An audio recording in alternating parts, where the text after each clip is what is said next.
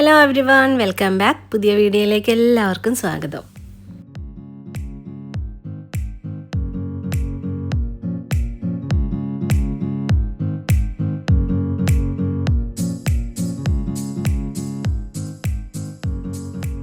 കഴിഞ്ഞ വീഡിയോയിൽ room tour ചെയ്യുന്ന സമയത്ത് ഇവിടുത്തെ ബ്രേക്ക്ഫാസ്റ്റിനെ കുറിച്ചിട്ട് ഞാൻ പറഞ്ഞിട്ടുണ്ടായിരുന്നില്ലേ. ഇതാണ് ഇവിടുത്തെ ബ്രേക്ക്ഫാസ്റ്റ്. ഇത്രയും വെറൈറ്റീസ് ഓഫ് ഫുഡ് ഉള്ള ഒരു ബ്രേക്ക്ഫാസ്റ്റ് ഞാൻ ഇതുവരെ കണ്ടിട്ടില്ല, ഒരു ഹോട്ടലിലും ഞാൻ കണ്ടിട്ടില്ല. അത്രയ്ക്കും വെറൈറ്റീസ് ഓഫ് ഫുഡ് ഉണ്ടായിരുന്നു ഇവിടെ. സുഷി റോളും ഷ്രിംപ് ടെമ്പൂരയൊന്നും ഞാൻ ഇതുവരെ എവിടെയും ബ്രേക്ക്ഫാസ്റ്റിന് കണ്ടിട്ടില്ല. ഫസ്റ്റ് ടൈമാണ് ഈസ്റ്റ് ഏഷ്യൻ ഫുഡ് വെറൈറ്റീസ് ഉള്ള ഒരു ബ്രേക്ക്ഫാസ്റ്റ് ബുഫേ കാണുന്നത്. കൂടാതെ ഡിസേർട്ട് സെക്ഷനിലും ഒരുപാട് വെറൈറ്റീസ് ഉണ്ടായിരുന്നു. ബ്രേക്ക്ഫാസ്റ്റ് കഴിഞ്ഞിട്ട് ഞങ്ങൾ പോയത് ചുങ്കച്ച ഗോർജിലേക്കാണ്. പ്രൊനൗൺസ് ചെയ്യുന്നത് കറക്റ്റാണെന്ന് എനിക്കറിയില്ല, ഞാൻ സ്ക്രീനിൽ എഴുതാം.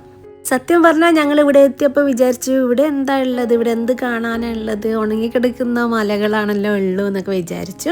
ഞങ്ങളുടെ വണ്ടി കുറച്ച് ദൂരെയായിരുന്നു നിർത്തിയിരുന്നത്. റോഡ് പണി എന്തോ നടക്കുകയാണെന്ന് തോന്നുന്നു. അതുകൊണ്ട് തന്നെ ആകെ പൊടിപടലും പിടിച്ച സ്ഥലത്തായിരുന്നു ഞങ്ങളുടെ വണ്ടി നിർത്തിയത്. അവിടുന്ന് കുറച്ച് നടന്നു, ഞങ്ങളോട് ഗൈഡ് പറഞ്ഞു നടക്കാൻ. അങ്ങനെ കുറച്ച് നടന്നപ്പോൾ ഞങ്ങൾ ഇങ്ങനെ ഒരു സ്ഥലത്തെത്തി. ഇതിനടുത്തായിട്ടൊരു ഷെഡ് ഉണ്ടായിരുന്നു, അവിടെ ടിക്കറ്റ് എടുക്കണം. അവിടെ ഒരു ബ്രിഡ്ജ് ഉണ്ട്, ബ്രിഡ്ജ് ക്രോസ് ചെയ്തിട്ട് നമുക്ക് അങ്ങോട്ടേക്ക് പോവാം. ഇതൊരു ഗോർജ എന്ന് പറഞ്ഞല്ലോ. ഗോർജ ആകുമ്പോൾ ശരിക്കും നല്ലപോലെ വെള്ളമൊക്കെ കാണേണ്ടതാണ്. പക്ഷേ ഇവിടെ അങ്ങനെ വെള്ളമൊന്നും കാണുന്നുണ്ടായിരുന്നില്ല. പക്ഷെ വെള്ളത്തിൻ്റെ ശബ്ദം കേൾക്കുന്നുണ്ടായിരുന്നു. അപ്പോൾ ഇവിടെ അടുത്തൊരു വാട്ടർഫാൾ ഉണ്ടെന്ന് തോന്നി. ബ്രിഡ്ജിലൂടെ കുറച്ച് പേരെ മാത്രമായിരുന്നു കടത്തി വിടുന്നുണ്ടായിരുന്നുള്ളൂ. അതുകൊണ്ട് ഞങ്ങൾ കുറേ നേരം വെയിറ്റ് ചെയ്യേണ്ടി വന്നു. അതിനിടയ്ക്ക് ദൂരെ ഒരു ബഞ്ചി ജമ്പിങ് സെറ്റപ്പ് പോലെ കണ്ടിട്ട് നിഷാദും ഫ്രണ്ട്സും അങ്ങോട്ടേക്ക് പോയി നോക്കി. പക്ഷെ അത് വർക്കിംഗ് ആയിരുന്നില്ല. കുറേ നേരത്തെ വെയിറ്റിങ്ങിന് ശേഷം ഞങ്ങളെ ബ്രിഡ്ജിലൂടെ കടത്തി വിട്ടു. ഒരാൾക്ക് ഏകദേശം 500 കിർഗിസ് സോമാണ് ആവുക. ഞാൻ പറഞ്ഞില്ലേ വെള്ളത്തിൻ്റെ ശബ്ദം കേൾക്കുന്നുണ്ടായിരുന്നോന്ന്. ബ്രിഡ്ജിലൂടെ നടക്കുമ്പോഴാണ് ഞാൻ ശ്രദ്ധിച്ചത് ഇവിടെ ഒരു വാട്ടർഫാൾ ഉണ്ട്. ആ കാണുന്ന വാട്ടർഫാളിൽ നിന്നാണ് ശബ്ദം കേൾക്കുന്നത്. കുഞ്ഞൊരു വാട്ടർഫാളാണ്, ഒരുപാട് വെള്ളമൊന്നും ഉണ്ടായിരുന്നില്ല. പക്ഷേ ഇത് ഇവിടുത്തെ ഫേമസ് ഒരു വാട്ടർഫാളാണെന്ന് തോന്നുന്നു. കുറച്ച് പേരെ മാത്രമേ ബ്രിഡ്ജിലൂടെ കടത്തി വിടുന്നുണ്ടായിരുന്നുള്ളൂ എന്ന് പറഞ്ഞിരുന്നില്ലേ. ആദ്യം ഞങ്ങൾ വിചാരിച്ചത് ഓരോരുത്തരെയാണ് കടത്തി വിടുന്നത് എന്നാണ്. പക്ഷേ സംഭവം അതായിരുന്നില്ല. ബ്രിഡ്ജ് സ്റ്റാർട്ട് ചെയ്യുന്ന സ്ഥലത്ത് 2 പേര് നിൽക്കുന്നുണ്ടായിരുന്നു. അവരുടെ അടുത്ത് ഡ്രോൺ ഉണ്ടായിരുന്നു. നമ്മൾ പേയ്മെൻറ്റ് ചെയ്ത് കഴിഞ്ഞാൽ അവർ നമ്മൾ ഈ ബ്രിഡ്ജിലൂടെ നടക്കുന്ന വീഡിയോ ഷൂട്ട് ചെയ്ത് തരും. അപ്പോൾ ആളുകൾ സിംഗിളായിട്ട് നടന്നു പോയിട്ടും അല്ലെങ്കിൽ കപ്പിളായിട്ട് നടന്നു പോയിട്ടൊക്കെയാണ് ഈ വീഡിയോ ഷൂട്ട് ചെയ്യുന്നത്, ഡ്രോൺ വീഡിയോ ഷൂട്ട് ചെയ്യുന്നത്. ഇങ്ങനെ നടക്കുന്ന വീഡിയോസൊക്കെ അതാണ് ഇത്രയും സമയം എടുക്കുന്നുണ്ടായിരുന്നത്. ഒരാൾ മാത്രമായിട്ട് ബ്രിഡ്ജിലൂടെ പോകുന്നത് കണ്ടപ്പോൾ എനിക്കൊരു ചെറിയൊരു ടെൻഷനായിരുന്നു. അത് ഒരാളായിട്ട് മാത്രം പോവണോ എന്ന്. പിന്നീടാണ് മനസ്സിലായത് അത് ഡ്രോൺ ഷൂട്ട് ചെയ്യുന്നത് കൊണ്ടാണ്. അത് ഓരോരുത്തരുടെ ഇഷ്ടം, ഒരാളായിട്ട് പോവാം അല്ലെങ്കിൽ കൂട്ടത്തോടെ കടന്നു പോവാം. അവരെങ്ങനെ വേണമെങ്കിലും നമുക്ക് വീഡിയോ എടുത്തു തരും. ഞങ്ങളുടെ സമയമായത്തേക്കും ഡ്രോണിൻ്റെ ബാറ്ററി തീർന്നുപോയി. അത് കാരണം ഞങ്ങൾ ബ്രിഡ്ജ് ക്രോസ് ചെയ്യുന്നതിൻ്റെ വീഡിയോ എടുക്കാൻ പറ്റിയില്ല. ആൾ ഞങ്ങളോട് പറഞ്ഞ് നിങ്ങളൊരു കാര്യം ചെയ്യ്, നിങ്ങൾ തിരിച്ചു വരുന്നതിൻ്റെ വീഡിയോ ഞാൻ എടുത്തു തരാം. പക്ഷേ നിങ്ങൾ കുറച്ച് നേരം അവിടെ വെയിറ്റ് ചെയ്യണം, ഞാൻ പറയുന്ന സമയത്ത് മാത്രമേ ഇങ്ങോട്ടേക്ക് ക്രോസ് ചെയ്യാൻ പാടുള്ളൂ എന്ന്. അപ്പോൾ നമുക്ക് കുറേ നേരം വെയിറ്റ് ചെയ്യേണ്ടതുള്ളതുകൊണ്ട് ആളുകളൊക്കെ പോകുന്ന വഴിക്കൂടെ ഞങ്ങളും നടന്നു അവിടെ എന്താ ഉള്ളതെന്ന് കാണാൻ വേണ്ടിയിട്ട്. നടന്നെത്തിയത് ഇങ്ങനൊരു സ്ഥലത്താണ്. നല്ല ഭംഗിയുള്ള സ്ഥലമാണ്. സമ്മർ ടൈം ആയിരുന്നെങ്കിൽ കുറച്ചുകൂടെ ഭംഗിയുണ്ടായിരുന്നേന്ന് തോന്നി. അവിടെ ഒരു ഹാർട്ട് ഷേപ്ഡ് ഫോട്ടോ സ്പോട്ട് ഉണ്ടായിരുന്നു. ക്യൂ നിൽക്കണമായിരുന്നു. ഞങ്ങൾക്ക് ഒരുപാട് സമയമുള്ളതുകൊണ്ട് ഞങ്ങൾ ക്യൂ നിന്ന് ഫോട്ടോ എടുത്തു. അത് കഴിഞ്ഞ് ഞങ്ങൾ തിരിച്ച് ബ്രിഡ്ജിൻ്റെ അടുത്ത് തന്നെ വന്ന് നിന്നു. കുറേ നേരം കാത്തു നിന്നതിന് ശേഷം ഞങ്ങളോട് ക്രോസ് ചെയ്തോളാൻ പറഞ്ഞു. ആൾ ഞങ്ങളുടെ വീഡിയോ എടുത്തു തന്നു. ഡ്രോൺ നമ്മളുടെ മുന്നിലേക്കൊക്കെ ആയിട്ട് വരുന്നുണ്ടായിരുന്നു. നല്ല ഭംഗിയിൽ പോസ് ചെയ്യാൻ അറിയാത്തതുകൊണ്ട് അതൊക്കെ വേസ്റ്റായി. ഞാൻ നേരത്തെ കാണിച്ചപ്പോൾ ഒന്നും ഇവിടുത്തെ ഭംഗി നിങ്ങൾക്ക് ശരിക്കും മനസ്സിലായിട്ടുണ്ടാവില്ല. പക്ഷേ ഈ ഡ്രോൺ വീഡിയോ കാണുമ്പോൾ നിങ്ങൾക്ക് മനസ്സിലാവും ഇവിടുത്തെ ഭംഗി.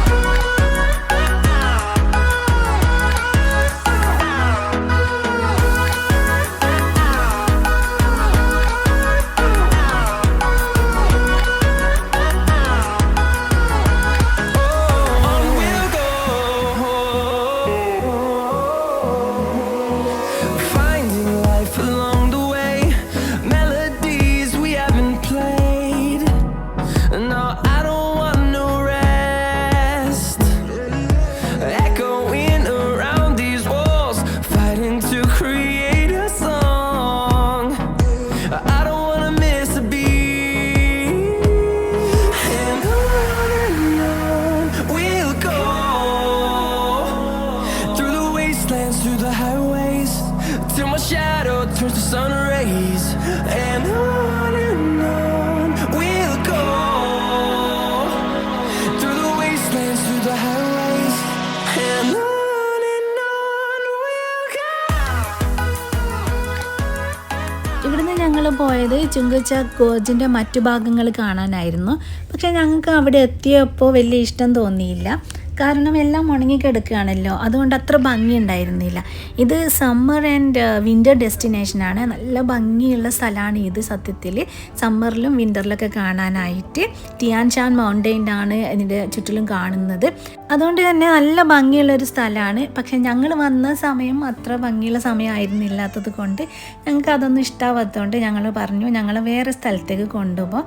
അങ്ങനെ ഗൈഡ് ഞങ്ങളെ സുപ്പാറ ചുങ്കർച്ചാക്കിലേക്ക് കൊണ്ടുവന്നു. ഈ സുപ്പാറ ചുങ്കർച്ചാക്ക് എന്ന് പറയുന്നത് റെസ്റ്റോറൻറ്റും ഹോട്ടലും അടങ്ങിയിട്ടുള്ള ഒരു റിസോർട്ടാണ്. പക്ഷേ ഇതിനൊരു റിസോർട്ടെന്ന് മാത്രമായിട്ട് പറയാൻ പറ്റില്ല, ഒരു ഫുൾ കൾച്ചറൽ കോംപ്ലക്സ് എന്ന് പറയാം.